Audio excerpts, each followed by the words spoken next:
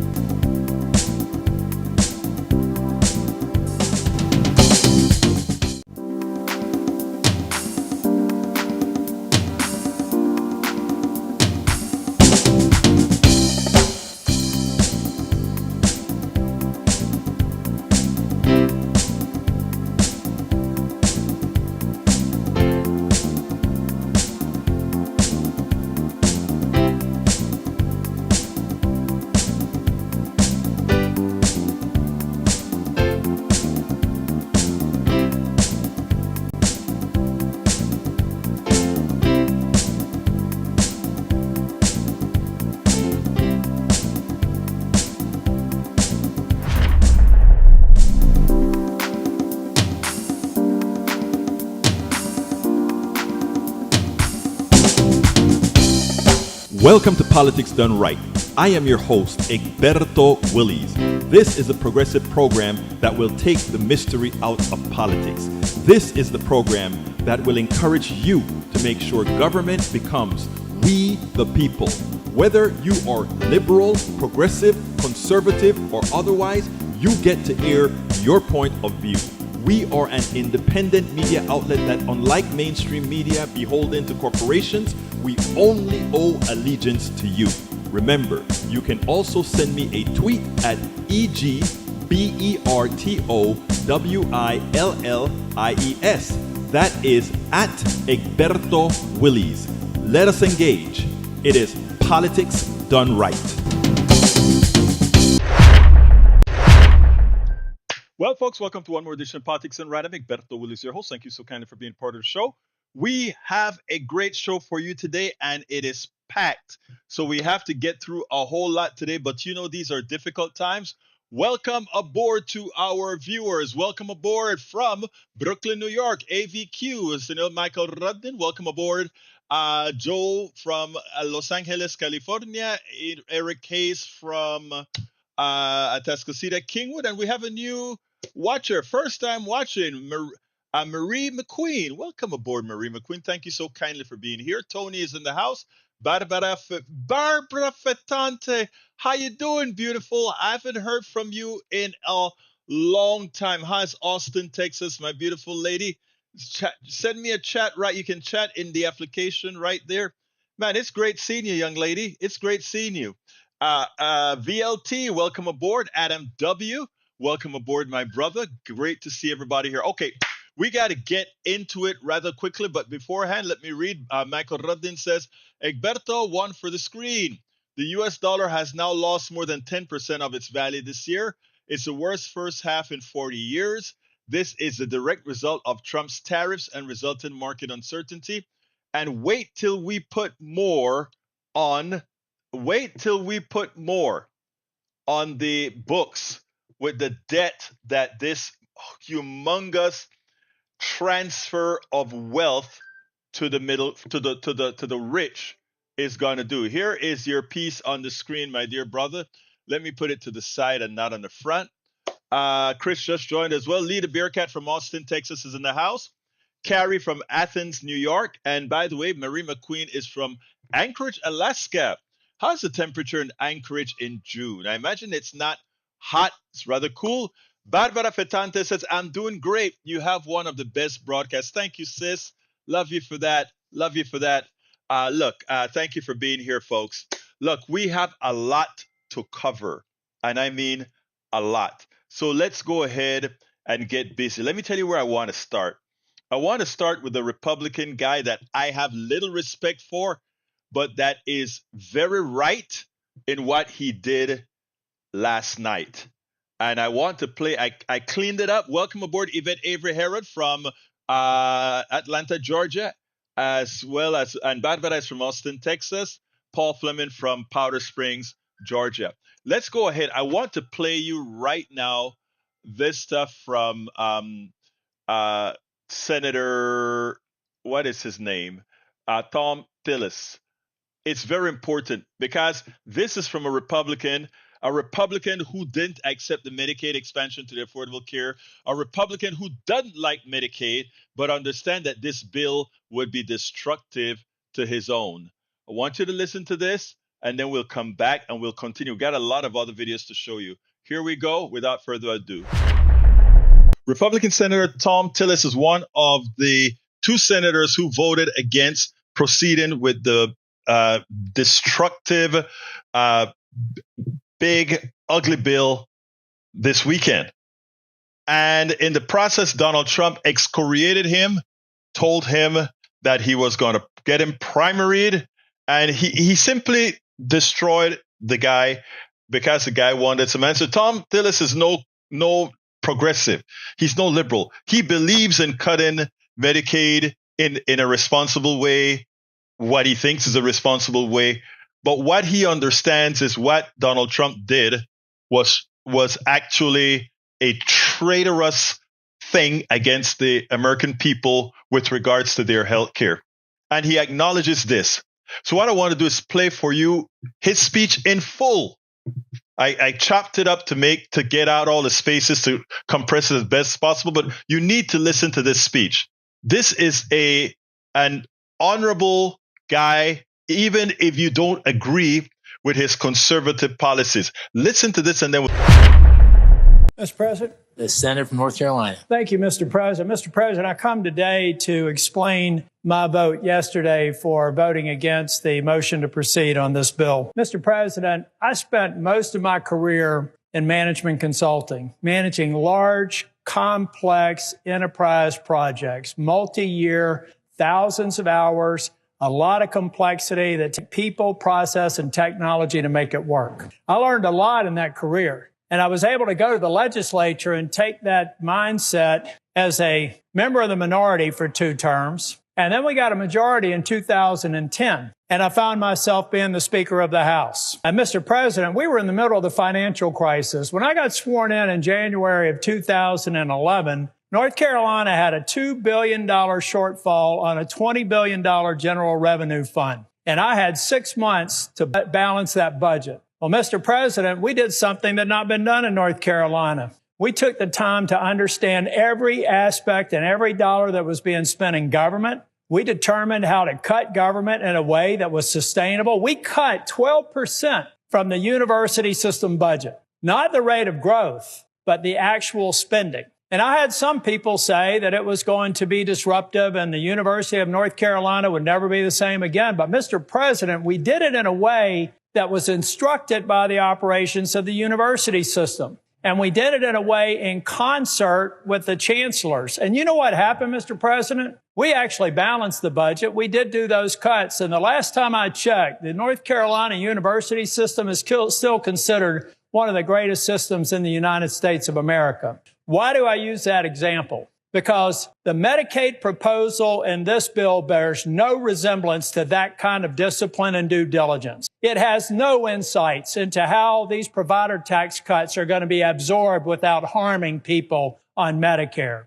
And even worse, most of my colleagues do not even understand on either side of the aisle the interplay of state-directed payments and the devastating consequences of the funding flows that are going to be before us. Mr. President, here's how I figured out the impact in North Carolina. I used to be Speaker of the House, and I like the Speaker and have good relationship with the Speaker and the President pro tem, so I called them up. And I had my staff ask them if they would do an economic impact assessment on what this proposed bill would do to the Medicaid program in North Carolina. But I didn't want just the view of the Republican partisan staff that reports to the Speaker and the President pro tem on how they're going to absorb this bill. I decided to go to Josh Stein, the governor, and I went to his Democrat staff for Medicaid. I asked them to prepare an estimate. Josh Stein, the governor, and I went to his Democrat staff for Medicaid. I asked them to prepare an estimate. I asked 3 different independent groups, a partisan Democrat group, a partisan Republican group of experts, and a nonpartisan group of the Hospital Association to develop an impact assessment independent, not talking, not sharing, reporting to me. And what I found is the best case scenario is about a $26 billion cut. Now, we've got a delay, so it may be 2 years, it may be 1 year. All it does is make that $26 billion happen in year 1 or year 12, but the impact is the same, Mr. President, and it's indisputable. Now, when I actually presented this report that you can find on my website, I had people in the administration say, you're all wet, you don't know what you're doing. I said, well, why don't we assemble a series of meetings? We're going to provide you our analytics. You go through it, tear it apart. And I told about Mehmet Oz, who I consider to be one of the most capable people in the Trump administration. He's a brilliant man, and I'd encourage my Democrat colleagues to talk to him. He knows his stuff, and he's very focused on getting efficiencies out of CMS. So we had 3 different conference calls with CMS, with Oz on the phone and on the video, and me on the video. And I said this, guys, I would love nothing more than you to prove me wrong. I would love nothing more for you to tell me it's not 26 billion or 30 billion, that it's 2.6 billion or 2 billion or 200 million. But after 3 different attempts for them to discredit our estimates, the day before yesterday, they admitted that we were right, that between the state-directed payments and the cuts scheduled in this bill, there's a reduction of state-directed payments. And then there's the reduction of the provider tax. They can't find a hole in my estimate. So what they told me is that, yeah, it's rough, but North Carolina's used the system. They're going to have to make it work. All right. So what do I tell 663,000 people in 2 years or 3 years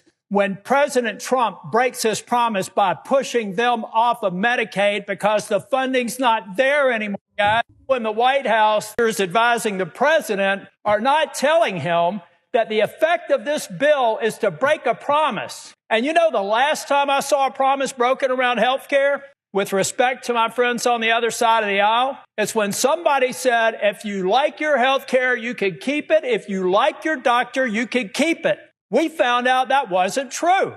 That made me the second Republican Speaker of the House since the Civil War, ladies and gentlemen, because we betrayed the promise to the American people. 2 years later, 3 years later, it actually made me a U.S. Senator because in 2010, it had just been proposed. And just anticipation of what was going to happen was enough to have a sea change election that swept Republicans into the majority for the second time in 100 years. Now, Republicans are about to make a mistake on health care and betraying a promise. It is inescapable that this bill in its current form will betray the very promise that Donald J. Trump made in the Oval Office or in the cabinet room when I was there with finance, where he said we can go after waste, fraud, and abuse on any programs. Now, those amateurs that are advising him, not Dr. Oz, I'm talking about White House healthcare experts, refuse to tell him that those instructions that were to eliminate waste, fraud, and abuse all of a sudden eliminates a government program that's called the provider tax.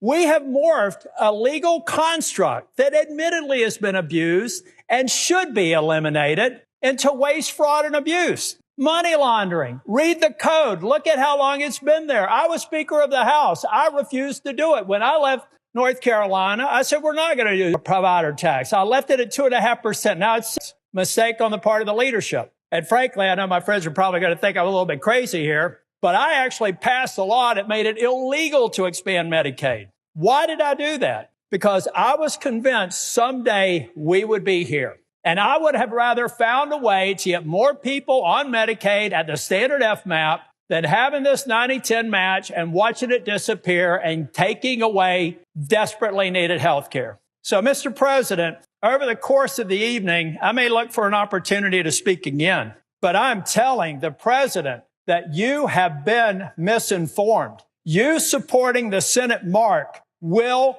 hurt people who are eligible and qualified for Medicaid. I love the work requirement. I love the other reforms in this bill. They are necessary, and I appreciate the leadership of the House for putting it in there. In fact, I like the work of the House so much that I wouldn't be having to do this speech if we simply started with the House mark.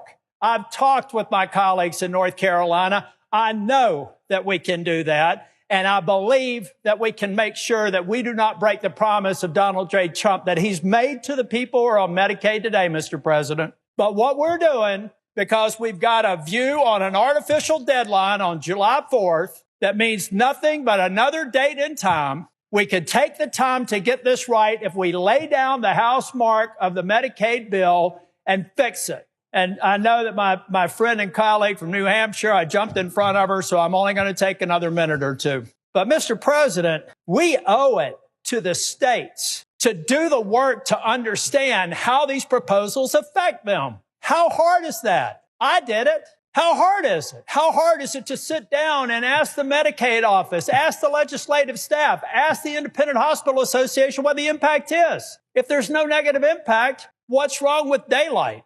What's wrong with actually understanding what this bill does? Mr. President, I know what it does because I spent a career implementing complex systems, and then I had the privilege of being Speaker of the House, and I implemented them in a government setting. And since I've been here, I've focused on bills and watched their implementation from the cradle until they're fully implemented. Mr. President, we owe it to the American people, and I owe it to the people of North Carolina to withhold my affirmative vote until it's demonstrated to me that we've done our homework.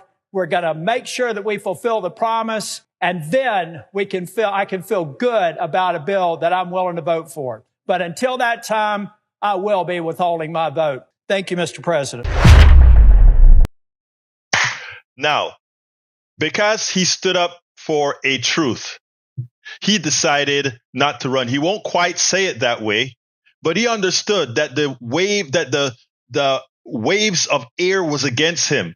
The headwinds was too much because Donald Trump is going to let him pay for not allowing Donald Trump to betray the people, to break a promise to the people about Medicare, Medicaid not being cut. He admits it. He confessed the bill cuts Medicaid, and it will hurt his 600,000 plus North Carolinians if it is allowed to occur.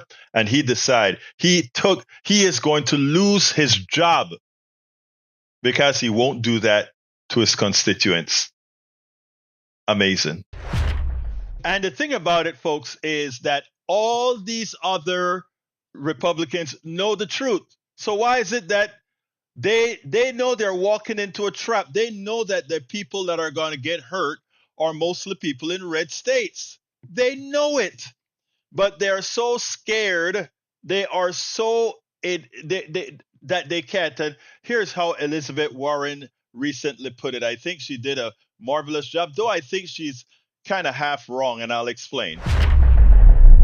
Elizabeth Warren nails it. You know, last night on the floor of the Senate, Tom Tillis gave a passionate, he's a Republican, conservative, somebody who also hates Medicaid. After all, he didn't even accept the Medicaid expansion to the Affordable Care Act when he could in his state of North Carolina. But he gave a passionate speech on the floor with the expectation that Republicans heard it, pointing out that, yes, it is true. Forget about what Republicans are saying. They will be cutting Medicaid substantially. He points it out and he gives the math behind it. He did 3 different studies. He asked the administration to validate his studies, which they did. And in fact, yes, Medicaid is being cut. So Elizabeth Warren says, look, you guys know that this is going to affect your constituents more than anyone else, but you're still going with it. What's the reason for that? And here's how she explains what the real reason is. I actually don't think that my Republican colleagues have lost their hearts. They have lost their spines. It seems that all they can do now is bow down to Donald Trump and his billionaire donors. They will bow down, even if it means hurting families, community hospitals, and nursing homes in their own states. I think Senator Elizabeth Warren erred in one respect. And the respect in which she erred is when she said, I don't think you have lost your humanity or your morals, is what she is implying. What you've actually lost is your spine.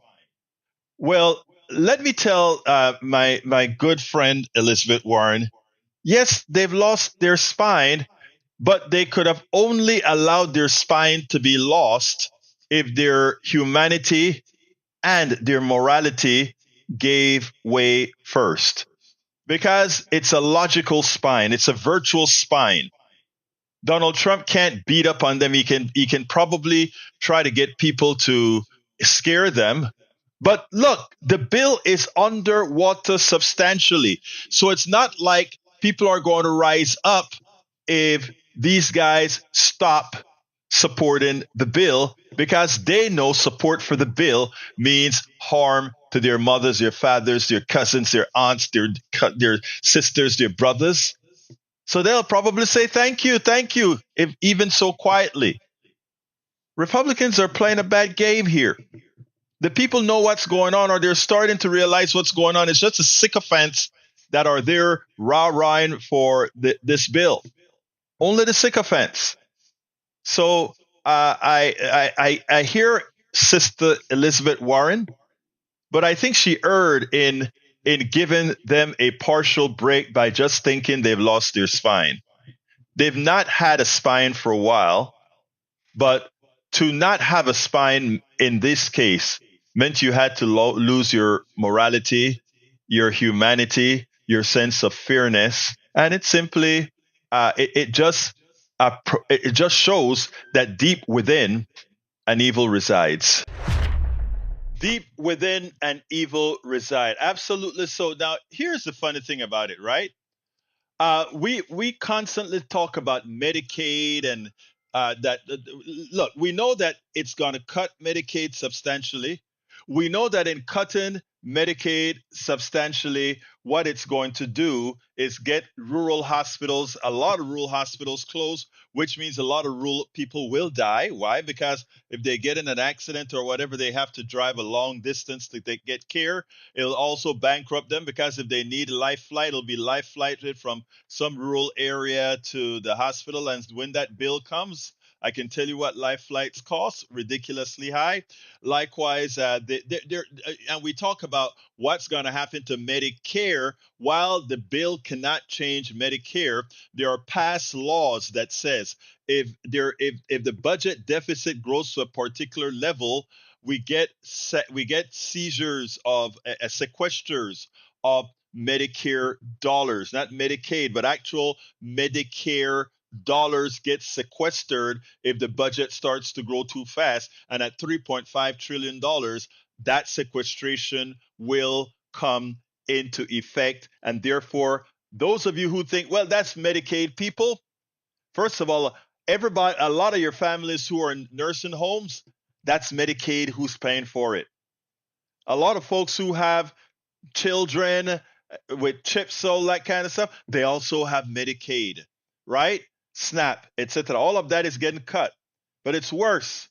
Those of you who think, well, I am upper middle class and I am on Medicare and I have the best Medicare plans, etc., you're going to be hit too, because the sequestration comes into play. That's going to immediately mean less money going into traditional Medicare, less money going into the, and I'll be happy for that, into Medicare Advantage, etc. So let's be clear here. This hurts everybody. But you know what? A lot of people don't talk about the 5 billions here, the 10 billions here, the 20 billion here that gets taken out. And I want to show you how evil this bill is in the way they do things. I mean, it is so sneaky. Unless you understand a bit of economics, a bit of the ideological gravity that's pushing the bill, you don't quite get it. Let me go ahead and play the piece because I think I explained how I came up upon this particular issue, but it's very important.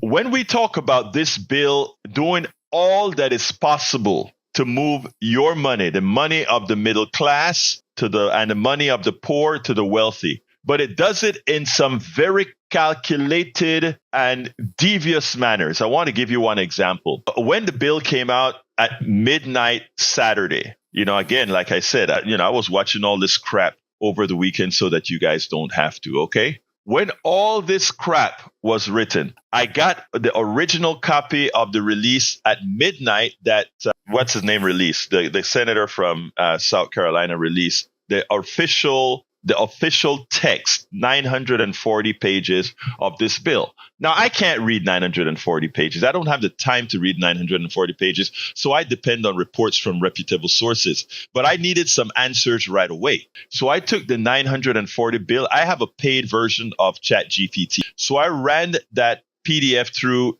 ChatGPT, and I asked ChatGPT to tell me what it says about vouchers, what it says about the credits and so forth for, voucher schools, because I had heard through the grapevine that they were doing some sort of magical thing with vouchers and schools. And here is a devious thing that they did. The one big, beautiful bill includes a new federal tax credit that allows donors, parents or not, whether you're a parent or not, to make contributions to scholarship granting organizations known as SGOs that support private and religious school vouchers. The provision is structured as a dollar for dollar credit, capped at either $5 billion per year in the House version or $4 billion per year in the Senate version. And this kind of stuff is scattered all over the bill. And here's what it does, people. Let's say I bought a stock for $100. If I bought a stock for $100, and let's say over time that stock appreciated to $1,100, my capital gains on that stock is $1,000. If I have 1,000 of that stocks, my capital gains is $1 million. And that's what we're talking about here. So let me tell you what this statement does. Let's say I take that stock and I sell it. I would owe, let's say I have 1,000 shares of that stock. So I have $1 million gain. Let's say I sold that stock for that $1,100 each, which gives me $1.1 million. My tax on that should be $238,000, somewhere around there, the capital gains tax. Well, guess what, guys? If I take that $1 million and donate it to an SGO, a scholarship granting organization for a Christian school or a religious school that give vouchers, I simply take off, I give that to the school. I gave the school $1.1 million, right? I can now, instead of paying the tax on that $1.1 million of $238,000, I go to the United States government and said, I donated $1.1 million to that school. My tax credit, not a deduction, a tax credit. I get a tax credit of $1.1 million. So I give the school $1.1 million and the government gives me back in my tax credit, because I'm rich now, it gives me back $1.1 million. And all I need to do is I can go buy back that stock at $1 million. It looks like I gave a donation to the schools, but guess what? The government gave me all the money back that I donated to the school. The school gets $1.1 million. And here's the kicker. That school could decide to also give my kid a scholarship to go to that school or any school. So I could donate to one of these schools, get all my money back, and then get a free education for my kid. That is what's called transferring money to the rich, and you don't even see it if you don't understand what they're doing. And it costs money to do that, because that is your tax dollars going right back into the hands of that rich person. But because they don't explain it to you, you don't see that. And this is just one $5 billion item in the bill that I found. Just one. There are hundreds, thousands of these in a 940-page bill. And this is how they are taking your Medicaid. They're taking your Medicaid away. They're taking your SNAP away. They're increasing the budget. They're blowing up the budget deficit to make rich people rip us off with things like this. We spend a lot of time deconstructing the news, trying to parse it into a form that everybody can understand. We try to find those little nitpicks where it flies above the fray. Now, folks, I want to ask you honestly, remember, all of this is in the bill, and there are a lot of other things like this in the bill. We have a huge mainstream media that's online 24/7. CNN is on 24/7. MSNBC 24/7. ABC has ABC Newslight. It has all these other stations. And I rotate through these stations. I'm an insomniac as well. So I'm going through all these stations throughout the night, the day, the mornings, sometimes 1, 2 in the mornings. And they don't cover this stuff. So the American people don't know this stuff. I was talking to a few folks. If you want to know why we need independent media, why we need folks that are going to go into this stuff, here's the reason why. Because again, we have so much cable media out there, so much online media out there, and nobody comes out and explains this stuff to people. No, the American people are not stupid. They're not. They're made to be uninformed. They're made to be ignorant. And if they are made to be that way, that's how these charlatanes get away with all that they get away with, because people just don't know. Now, I've spent the time to tell you this. I've ran these things through ChatGPT to help. ChatGPT is a tool. There are people who use ChatGPT for plagiarizing. There are those who know how to use it as a tool. We use it as a tool to find stuff out that would take a lot of researchers out there to do, right? They have the power to do that. They have the mass, they have the money to do that. But people who pays their bills don't want them to do that, because there's so much of these, what we used to call these things, pork. There's so much of this type of pork in the bill that just adds up. This one that I just talked about, the voucher stuff, they fund up to $5 billion. That's just one item. Think about having 300 of them in the bill doing that kind of stuff. Bev Ferguson says networks should cover these scams in the budget bill. They should. But they won't, and they will not, because these are things that transfer your money transparently. Transparently. So that big, beautiful bill, that's what we're talking about here when we try to explain all the tricks of the trade that these people are doing. Now, one of the other reasons that this occurs is that we don't have the spokespeople that the TV wants to hear from. Yesterday, I listened to all the network, the Sunday News, right? And I would think they would have the people who know this stuff, Alexandria Ocasio-Cortez, Ayanna Pressley, the Rokana. They would have them discussing these different parts of the bill. That's not who they wanted yesterday.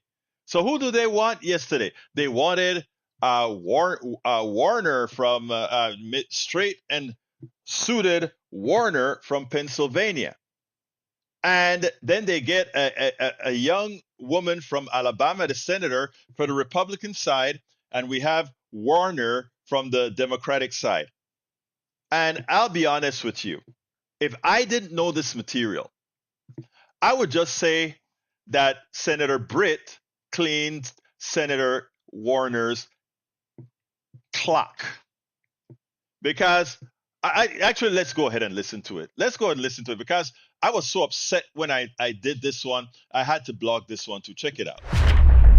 Here is a good reason why the Democratic Party needs better leadership, younger spokespeople, and people that simply think fast on their feet. Because what occurred this morning on CNN State of the Union was pathetic on the part of the Democrats, even though they should be carrying a winning hand with a bill that's going to terrorize the American citizen. I want you to listen to how Senator Katie Britt handled the question about, wait a minute, why don't you just tax the wealthy and keep those tax cuts for the middle class, which is something that makes a lot of sense. Keep the tax cuts that Trump gave for the middle class, but get rid of it for the rich, which got most of it anyway, and would do a lot as far as making the bill better and not having to cut Medicaid and all these issues. Listen to how Katie handled that question. One thing that I don't know what happened to it was there was a time when President Trump and his supporters like Steve Bannon were talking about maybe keeping the tax cuts for everybody except for people who are rich. And by rich, I mean making more than $1 million a year.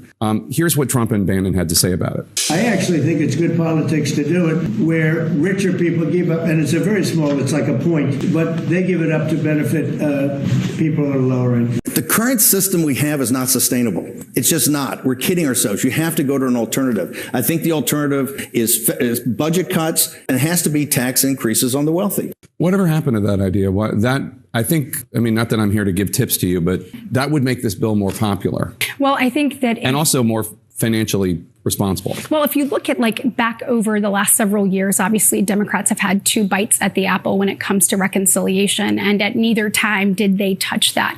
It's because they understand that when you're looking for job growth and you're looking to actually build the economy, they know that the TCJA worked. And so us being able to continue to make sure that we're creating opportunity for Americans coast to coast, the numbers showed themselves that the economy began moving. The numbers that we had seen previously from OMB were put to shame. And President Trump's previous TCJA actually made significant strides in that direction as far as moving the economy coast to coast. And if that had not been the case, then you know that Democrats and their two bites at the apple with regards to reconciliation would have taken care of that.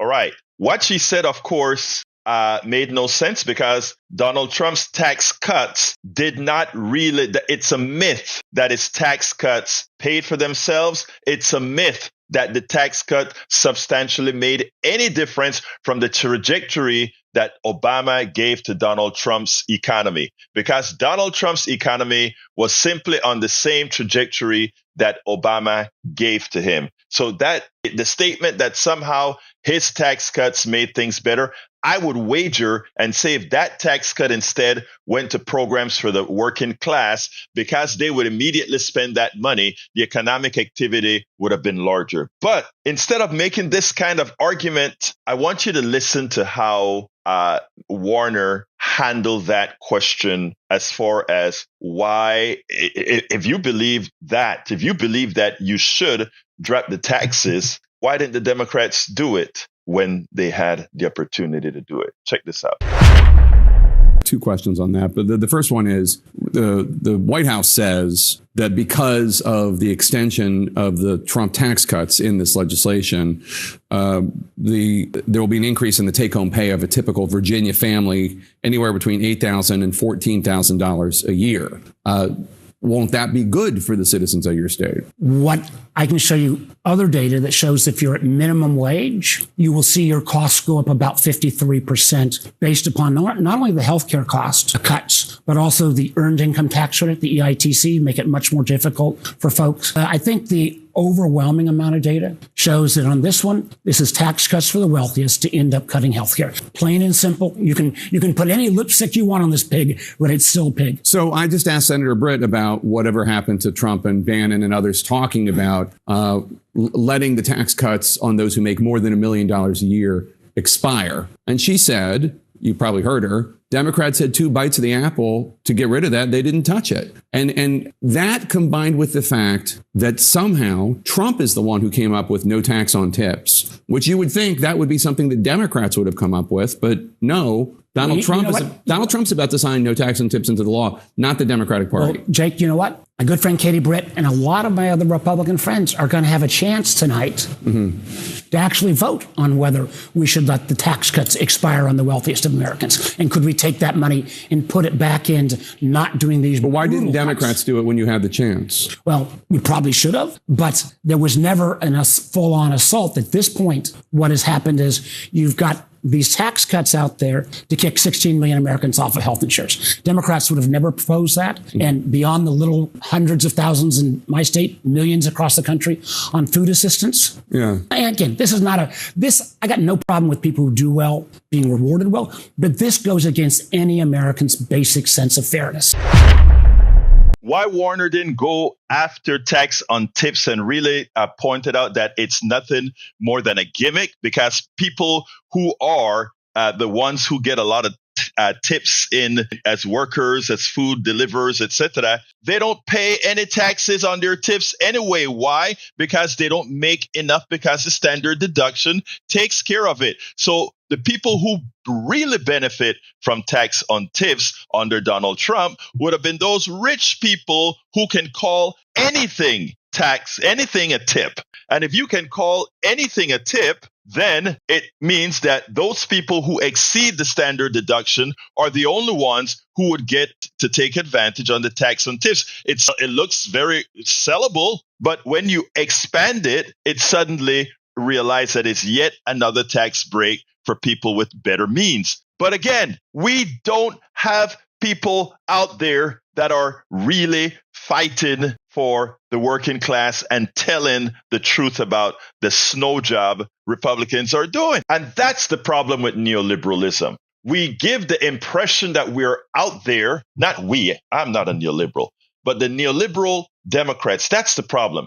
They give the impression that, yes, they're for the working man. Yes, they're for the working woman. Yes, they're for the working people, which in general, progressives in the party are. Progressives in the party, even Biden, when confronted by the progressives, made likely the most progressive policies ever in a bill since FDR. But how did Warner answer that question? Well, yeah, maybe we should have done it after the fact. That opens the door to say the Democrats are full of it. They're not, but it opens the door for you to say that there are progressive Democrats out there that were ready to say, let's increase the taxes on the wealthy so that we can give the working class what they've earned, not what the wealthy has extracted from them, but what they've earned. Allow them to have what they've earned. But even with the argument, that discussion with Warner, what was Warner's answer? Oh, yeah, maybe we should have done it, but we didn't. No, he shouldn't. He should have said a much better answer would, we had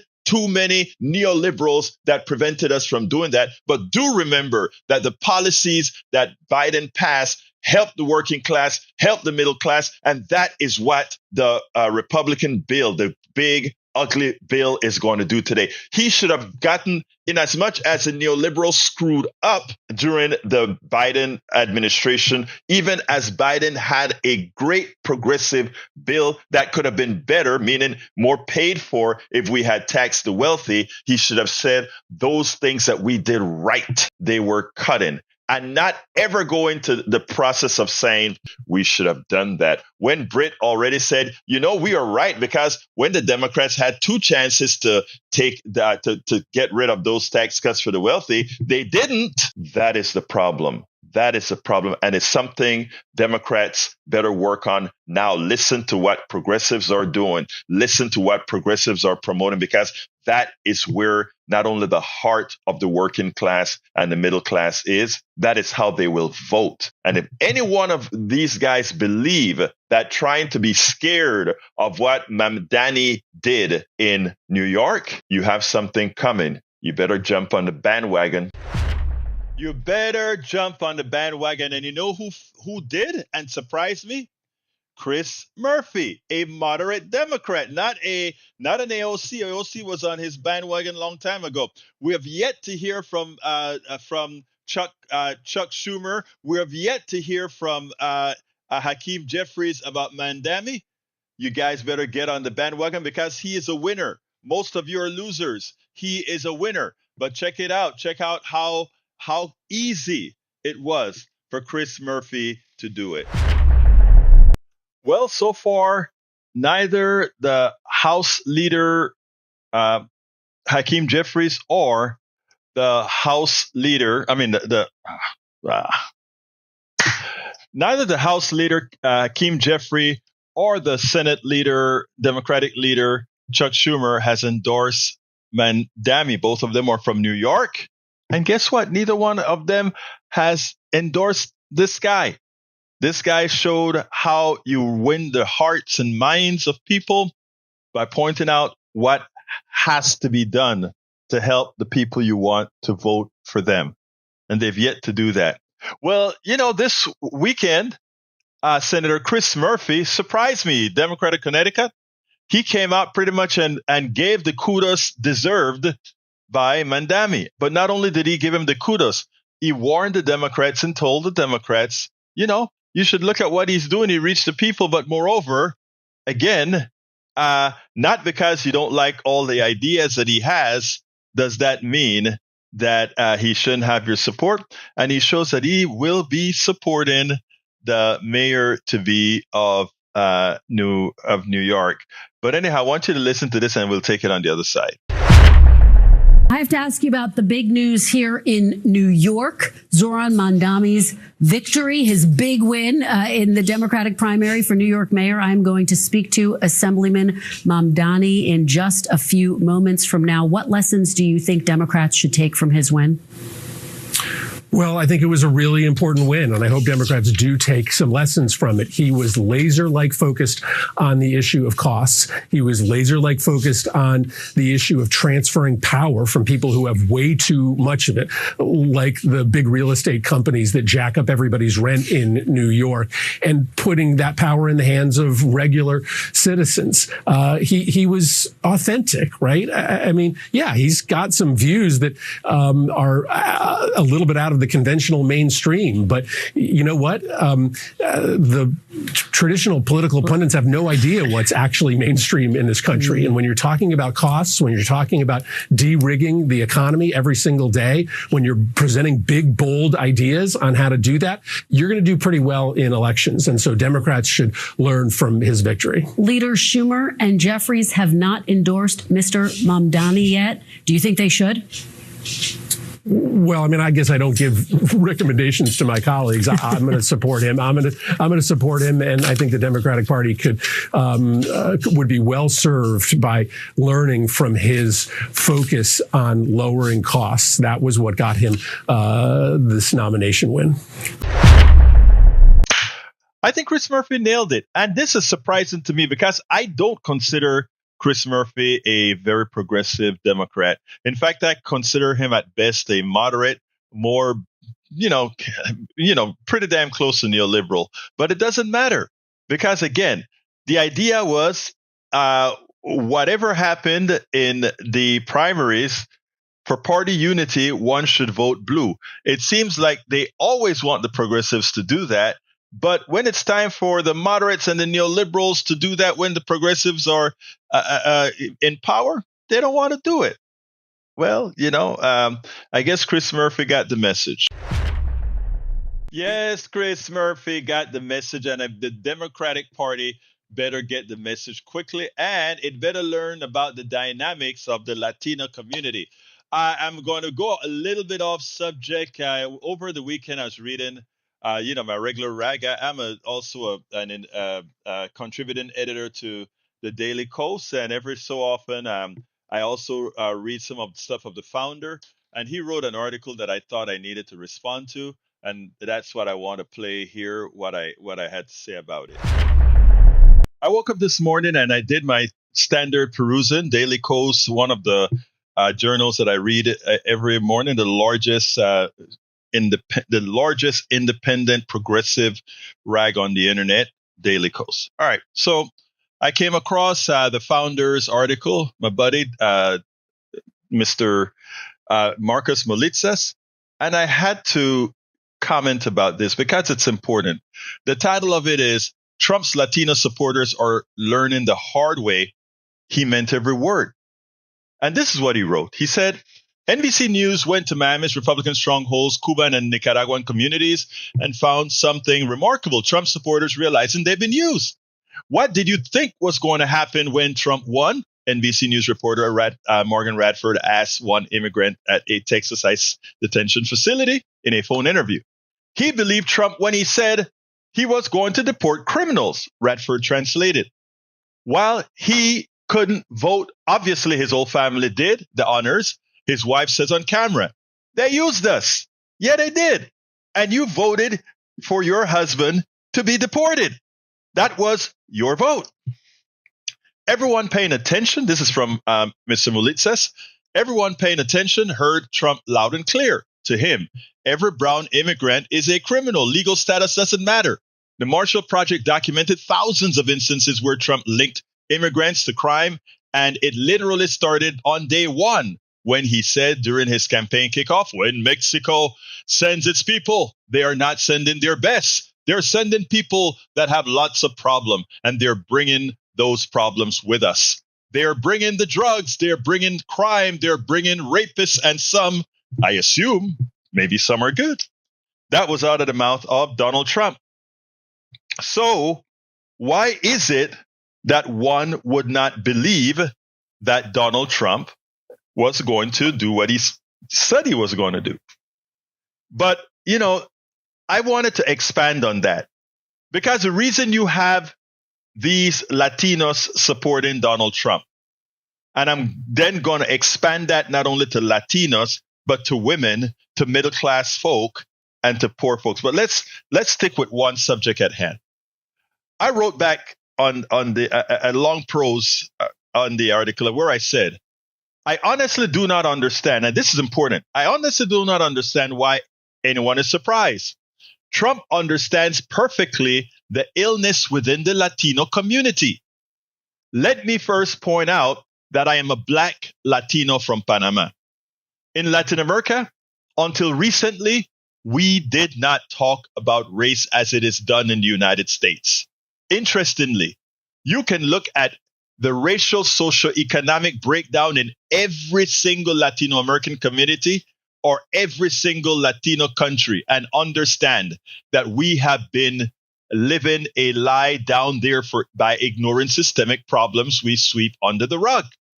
Recently, guided mainly by young Afro-Latinas, countries from Peru to Venezuela to Colombia to Panama to Ecuador have been bringing the racial fraud in Latin America to the forefront. Latinos, even the darker ones with their enslaved minds, allowed Trump to sell them a false adjacency to whiteness where they had no problems voting against their own for what they thought would be acceptance. I wrote a book titled Tribulations of an Afro-Latino Caribbean Man. Racism Didn't Stop My Smile, Hope, or Journey Forward, where I detail the story of going to the University of Texas. When the son of one of the ministers in the Panamanian government came to the university, I took him under my wings. He was a white Latino. Eventually, he got invited into a white fraternity. When he saw me on campus, he would pretend not to see me. And it was clear he did not want his friends, his new friends, to know we were compatriots. That is what the disease of white supremacy does. It affects all of us. While we are happy to tell the Latinos that voted for Trump that they are gullible, self-hating, immoral, those who voted for Trump to rid us of immigrants are hurting themselves too, as the price of homes, produce, and much more goes up. I am trying with all of my platforms to promote the notion, the truth, that racism is a tool of the rich, irrespective of race, to maintain an economic system where the few enrich themselves on the backs of the many. And white people in the aggregate are harmed the most by it, but it is simply not advertised. But it's easy to throw that thing on Latinos. Look at how you voted. But remember, the vast a majority of white women voted for Trump, even as he is going to hurt them with his policies. A large percentage of middle class and poor people voted for him, as his policies are going to hurt them. Right now, we are fighting like hell to get the big, beautiful bill, aka the big, ugly bill, stopped. It's going to hurt Latinos more. It's going to hurt MAGA more than it hurts anybody else. And they are supporting guys who are putting this bill out there. So we can't scapegoat just the Latinos, even though we knew that they were being gullible into believing that somehow they would be accepted. We get that, but we have to, the same blame we gave to the Latinos who converted to Republicanism, to MAGAism, we also have to give to the increased activity of black men who did the same thing, white women who did the same thing. All of these people must be informed that they were gullible for many reasons. Some of it, racism. Some of it, sexism. Some of it, simply wanting acceptance. And that is what the wealthy has done with the messaging that they put in the mainstream media. It is to reduce who you are, to something that needs acceptance from a mythical few. And that is what allows them to conquer by dividing, conquer by having you vote against your own interests, in the belief that somehow that is ultimately going to benefit you. It never works. It always fails. And it is failing currently to the nth degree. And if we don't do what's necessary to rein it in, we would have gotten exactly what we deserve. We would have gotten exactly what we deserve. Absolutely. So anyway, we are coming close to the end of the program. I can take one call if somebody wants to call in real quickly and say something. 281-823-7747. Let me put that in the chat just in case. That is 281 823-7747. That's all the videos I have for today, all the narrative I have for today. Anybody wants to give me a quick call, please feel free to do so. I'm throwing it into the chat, in both chats right now. While I wait to see if somebody calls, this is the time that I make the offer and say, please remember, a lot of what you hear here, you're not going to hear on mainstream media. We do a lot of work, a lot of research to keep you informed. And not only you, to keep anybody who listens to this, anybody of the several thousands who get our newsletter every day. We put the effort into putting all of that out on TikTok, Instagram, Telegram, YouTube Live, YouTube, Facebook Live. We make sure to get this information out. This little organization that we have here, we try. But we need your support. And your support comes via becoming what we call paid subscribers of our newsletter. And I've put it in the chat. Please go to politicsdoneright.com/newsletter. Please consider becoming a paid subscriber to allow us to continue doing this. I'm saying allow us. Right now, it's only me. But for this particular network, I need help. I need to get a few people to help me do more videos, to help me do more memes, etc. But right now, it's only me, and there's only 24 hours in the day, of which I do 16 hours a day behind this machine here.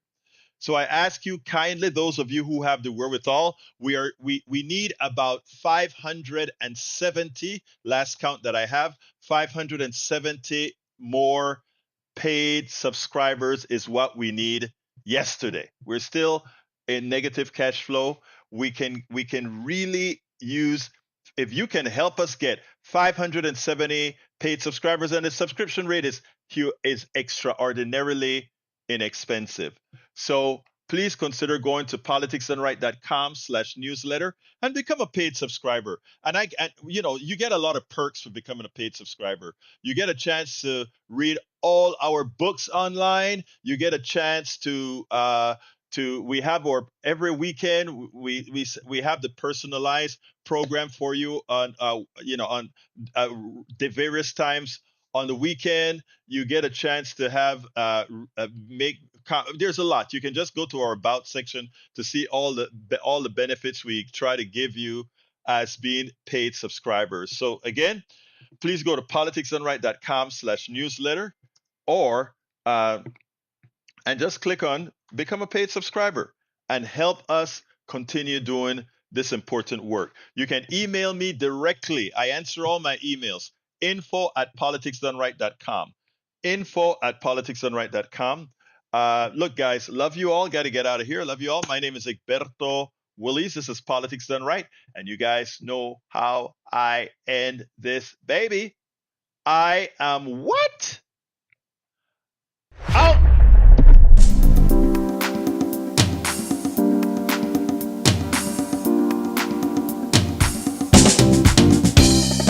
Welcome to Politics Done Right. I am your host, Egberto Willies. This is a progressive program that will take the mystery out of politics. This is the program that will encourage you to make sure government becomes we the people. Whether you are liberal, progressive, conservative, or otherwise, you get to air your point of view. We are an independent media outlet that, unlike mainstream media beholden to corporations, we only owe allegiance to you. Remember, you can also send me a tweet at EGBERTOWILLIES. That is at Egberto Willies. Let us engage. It is Politics Done Right.